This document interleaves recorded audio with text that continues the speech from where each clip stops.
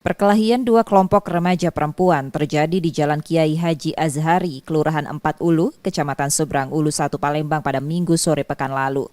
Video berdurasi 28 detik ini memperlihatkan perkelahian 6 remaja perempuan dari dua kelompok berbeda.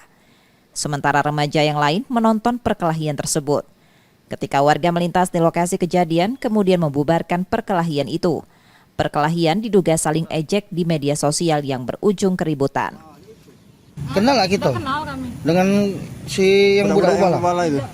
kenal kok. Kating kenal ya, bukan dong sini ya? Bukan. Itu Di mes bayar. oh di mes bae. Waktu kejadian ada gitu. Kate aku. Memang nggak kati gitu. Ada tapi di dalam, tapi tidak tahu mana ada kejadian di luar. Tahu-tahu jenguk darah dia lah di situ. Mulai ada darah-darah ya? Ada ya.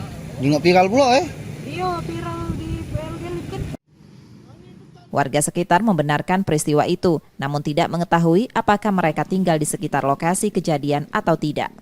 Sementara unit PPA Polrestabes Palembang sudah memeriksa lokasi kejadian dan meminta keterangan warga. Yudi Kiswanto, Kompas TV, Palembang, Sumatera Selatan.